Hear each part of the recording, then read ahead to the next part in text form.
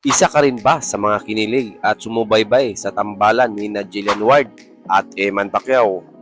Usap-usapan ngayon sa social media na umano'y binigyan ng mamahaling sasakyan si Eman ng kanyang ama na si Manny Pacquiao. Pero gaano nga ba ito katotoo? At may kinalaman nga ba ito sa closeness nila ni Jillian Ward? Tara, alamin natin.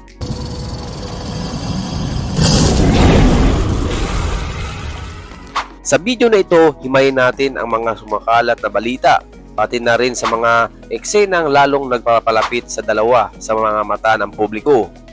At syempre, bibigyan ko rin kayo ng sariling pananaw kung ano nga ba ang tunay na nangyari sa likod ng mga balitang ito. Para sa mga hindi pa gaanong nakakilala, si Eman Pacquiao ay isa sa mga anak ni Manny Pacquiao. Lumaki siya sa pangangalaga ng kanyang ina na si Joanna Rose Bacosa. At makikita natin kung gaano sila ka-close sa isa't isa. Sa kabila ng pagiging anak ng isang sikat na personalidad, masasabi nating hindi rin naging madali ang kanyang pinagdaanan. Samantala si Jillian Ward naman ay isa sa mga kilalang young actress sa henerasyon ngayon. Bata pa lang ay aktibo na siya sa showbiz, kaya naman marami rin ang humahanga sa kanyang talento at kagandahan. Dahil dito, hindi na rin nakakapagtaka kung bakit maraming fans ang natuwa nang madikit ang pangalan nilang dalawa sa isa't isa.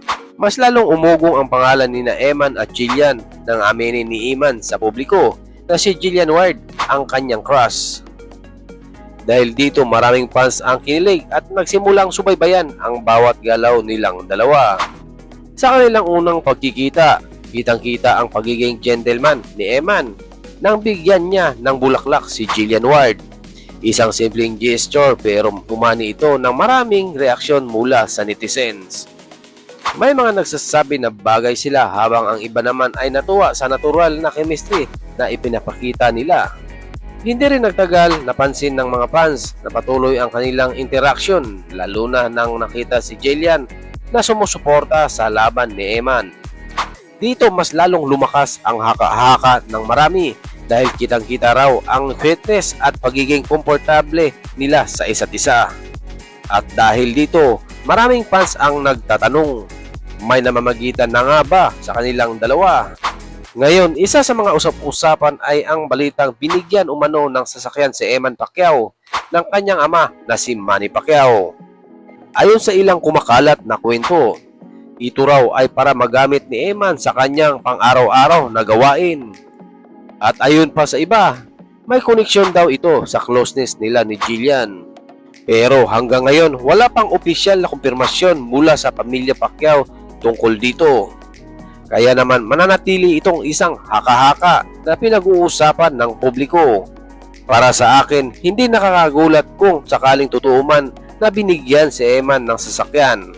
Dahil bilang isang ama, kilala si Manny Pacquiao sa pagiging supportive sa kanyang mga anak.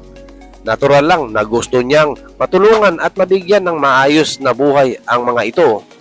Pero pagdating naman sa issue nila ni Jillian Ward, mahalagang maging maingat sa paniniwala sa mga nakikita sa social media. Hindi lahat ng makikita natin ay kumpirmado at kadalasan fans lang ang nagbibigay ng kahulugan sa mga simpleng interaksyon.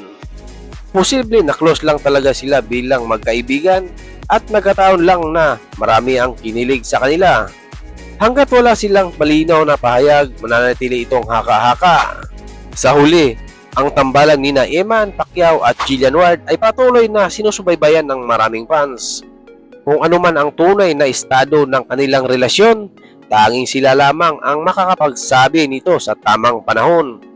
Pero isang bagay ang sigurado, patuloy silang magbibigay kilig at saya sa kanilang mga taga-suporta.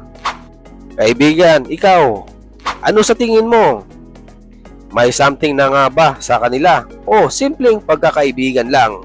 At kung bago ka lang sa channel na ito, huwag mong kalimutan mag-subscribe at pindutin ang notification bell para ma-update ka sa mga susunod nating showbiz updates.